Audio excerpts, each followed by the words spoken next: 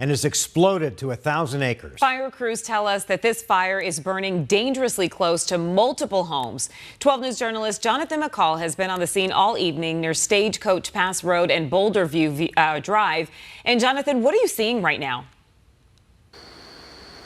Mark Uribe, good evening. Since we last saw you on 12 News at 9 o'clock, we actually had to change our position a little bit to give you a better view of how that fire is continuing to burn southeast into the Verity Vista community. That is exactly where officials say this fire is headed, and it has continued to spread after sparking this afternoon. Tonight we know that 50 structures and even power transmission lines are in the path of this fire that has now scorched through 1,000 acres here at Tonto National Forest. Let's show you some video of how this scene played out earlier this afternoon. Tonight, Arizona Fire and Forestry Management says the fire sparking this afternoon, 5 homes nearby where the fire initially sparked were evacuated tonight. There's no word on if any homes have been damaged or destroyed from these flames. All day long, though, crews have been fighting these flames not only in the air but on the ground as well, trying to get containment of that fire. As we mentioned, the fire, now scorching 1,000 acres, is now burning inside of the Wildcat Fire burn scar. That fire, which also burned here at the Tonto National Forest back in May, burned through some 14,000 acres. In fact, in just the last 90 days, more than 20,000 acres have burned here in fires at the Tonto National Forest that officials say were all caused by human activity. Back live now. Again, that fire continuing to burn here in far north Scottsdale. Fire crews definitely will have a busy night ahead of them. We'll continue to monitor this for you throughout the night at 12news.com and have the very latest for you tomorrow morning on Today in AZ, starting at 4:26. We're live tonight in far north Scottsdale. I'm Jonathan McCall, 12 News. Jonathan, thanks. Now, we said there were 2 fires burning tonight. The other one is in North Phoenix near 19th Avenue and Cactus, where crews have been battling a brush fire for over an hour on North Mountain. That's right. 12 News journalist Chase Golightly is on scene right now for us. And Chase, what are you seeing where you are? Well, Creepy Mark, I'll tell you, it appears that Phoenix firefighters have gained the upper hand on this brush fire. As we were driving in an hour ago, you could see those flames about a mile away, and take a look at what it is now. I also want to point out, look how much light Phoenix firefighters have on this mountain. You can see those flashlights over there as they're going through each area looking for any additional hot spots. Still a very active situation, but from our vantage point, it looks like those flames are out. But of course, we know that they can spark back up, especially with the dry brush in this area. But I want to go ahead and take you a video of when this fire first started. We actually spoke with a man who works across the street at the gas station here. He said he was working when he noticed large orange flames, looked outside, and said that the fire started small and then quickly spread and grew, going throughout the northwest side of the mountain here. He called 911 and said crews arrived within 20 minutes, and since then they've been battling this thing. We did see multiple spot fires throughout the mountain, and again, it looks like that they have cleared it out. But one big concern that we heard from that gentleman and other people who were just standing by and watching is that it was a real concern that this was so close to homes and buildings here in the valley. First time experience, because we never seen something like that. Something like that fast going up, it was unexpected. It's a little bit scary, a little bit concerning, but thank goodness for all of our firefighters out there and all the people that fight those wildfires.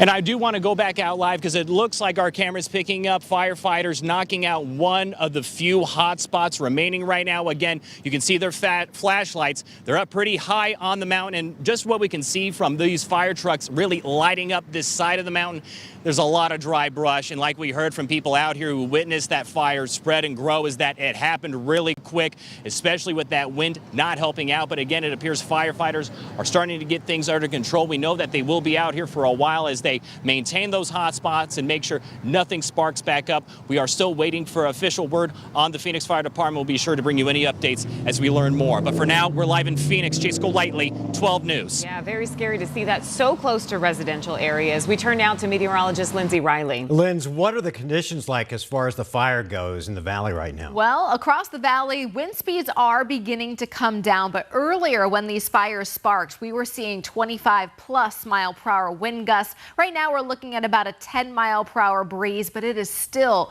very warm out there, still in the triple digits. We're not anticipating any rain during the overnight. The relative humidity is stuck around 20%, which is very low, and temperatures will remain in the 90s all throughout the night. 8 a.m. tomorrow we'll be at 94 degrees, and by 11 a.m. up to 100 already, and highs will be in about around 110 for the day tomorrow, and slightly breezy. Now, as far as monsoon moisture is concerned, we have a 0 on the meter for tomorrow, as well as western Arizona. That means we are going to stay completely dry. Even up in the high country, we're looking at lower coverage of storms for the next 2 days before the wet weather amps back up heading into the late weekend. Mark? Linz, thanks. For the past year, a man previously known to the world as the Bachelor has been fighting a paternity suit here in the Valley.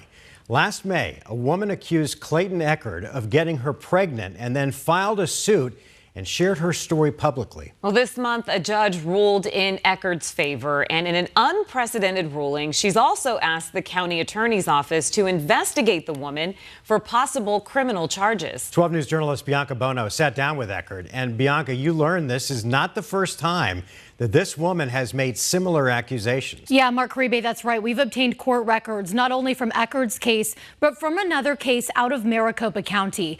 Eckerd was the star of season 26 of The Bachelor. He said these allegations had a tremendous impact on him, both personally and professionally, and finally, he feels a sense of relief. Oh my gosh, okay. Yes, I love it. It's been 2 years since Clayton Eckerd starred as The Bachelor. Following a breakup after the show ended, the Missouri native moved to the Valley. It's a very active community, a melting pot of people from all over the country. I just loved the entire atmosphere. But life over the past year for this former TV star has felt more like a movie. Either I'm dealing with one of the most craziest individuals that I've ever met, or I'm dealing with someone who's telling the truth. In May of last year, shortly after Eckerd obtained his real estate license, he received a message on LinkedIn from a prospective client, Laura Owens. Their conversations turned flirtatious, and she ended up coming over to his house. Some things happened, but there was no sexual intercourse. The next day when I told her that was a mistake and this can't be anything more than what that was, she began to cry, and I realized at that point something felt off. 11 days later, Owens told Eckerd she was pregnant. I couldn't believe it just because, again, what occurred that night, I said, there's no way that this actually happened. Eckerd wanted to see an ultrasound, and if pregnancy was confirmed, he wanted a paternity test. She drafted up an actual dating contract that she typed up that basically said, date me for a week, and if you do and it doesn't work out, then I'll have an abortion. But if you don't date me, I'm having this child. Owens would ultimately tell Eckerd she was actually pregnant with twins, sending him this email. Here is my 100,000,000% real ultrasound video. Eckerd said he and his legal team would later learn the ultrasound stemmed from a years-old YouTube video. She was doing whatever she could to get me to come back and believe her. But Eckerd didn't, so in August, Owens filed a paternity suit and went public with her accusations. It was guilty till proven innocent, and everyone online was saying, yep, this is the guy that we saw on The Bachelor, terrible person, makes sense, this tracks. And then professionally, I lost a lot of speaking engagements. But it was shortly after Owens went public that Eckerd came to know he wasn't alone, learning of other men who also received paternity claims from Owens. I realized that I'm not fighting for myself anymore, I'm fighting for these previous men. Eckerd eventually got a paternity test, and court records show the results showed little to no fetal DNA. During a November hearing, Owens testified she had just recently seen her doctor and confirmed she was 100% pregnant and 24 weeks along. But a second paternity test weeks later again showed little to no fetal DNA. Owens then claimed she miscarried, filing a motion to dismiss her suit. But Eckerd's legal team wanted to continue. Her story is just made up at this point. It's just a lie after lie after lie. Just last week, Judge Julie Mata issuing a stunning 19-page ruling, finding Owens knowingly presented a false claim, ordering she pay Eckerd's legal fees. Mata went on to say Owens has a pattern of similar, if not identical, behavior and is referring her actions to the Maricopa County Attorney's Office for review. We are actually at a place now where she may face criminal prosecution, which she should because she's been doing this for almost 10 years. This week, Owens published a blog post in response to the ruling, saying the evidence she presented was deemed meaningless by the judge. And the only reason the judge allowed the case to continue after she was no longer pregnant was because of Eckerd's high-profile status. If I could press a button and go back and erase all this, would I? And the answer is no. Because what I've learned through this entire process made me a person that I'm so extremely proud of. As for Eckerd, he's moving forward with his career in real estate and plans to launch a men's mental health podcast. But although this legal battle is now in his rearview mirror, it's not completely out of sight. Owens' attorney says they're pursuing an appeal. If someone is not going to back down, then I'm not going to back down either until justice is served, until this individual stops. Wow, the story is incredible, Bianca, unbelievable. Now that possible criminal charges are on the table, what is the Maricopa County Attorney's Office saying? Yeah, a spokesperson there tells me they have received the family court case, and at this time, the office is reviewing it to determine what steps might be taken next. No decision at this point has been made. Guys, back over to you. Bianca, thanks. Tonight, Arizona DPS officials confirmed that the man accused of taking items out of the Arizona Senate chamber is the same man who was charged this week with allegedly stealing a key fob from the Maricopa County Elections Building. Yeah, this video posted on the Arizona Senate Republicans' X page yesterday appears to show that a man takes multiple items from inside a stairwell area and then shoved them into his pockets. Today, DPS officially identified Walter Ringfield as the person in the video. Ringfield faces trespassing, theft, and burglary charges. DPS say that they believe that Ringfield stole challenge coins and desk accessories from the security staff member's desk. Ringfield is now being held without bond inside the Maricopa County Jail. Standing still. That's what construction crews are doing at a $5.5 billion project in Queen Creek, all due to changes in the renewable energy sector. 12 News journalist Sean Rice traveled to Pinal County to learn more about what's causing the slowdown. 80 to 85% of our population, like you brought up, that's leaving our area to go to work. It's what made brokering a deal with the Korean company LG a no-brainer for Pinal County officials. The construction of this battery manufacturing complex in Queen Creek began in 2022. The project aims to produce batteries for electric vehicles and for energy storage, like the usage of solar panels. A lot of these solar power plants that are out there, that it goes into these storage batteries and then put back on the grid at a different time. But that potential has been put on pause. In a statement to 12 News, LG says halting construction allows them to, quote, optimize their operations to work better with market conditions. The part of the facility on pause is the battery storage area, while the construction for making batteries for electric vehicles remains on schedule to be completed by the end of 2025. They did not specify what has changed in the global market for batteries and EV energy, but local officials believe it may have to do with how a change in the White House could impact the market for battery power in America. If the market demands these type of things, they'll go forward. And so, but I don't think the market's going to change that much. I think we're just in a volatile time right now, especially because of the presidential election.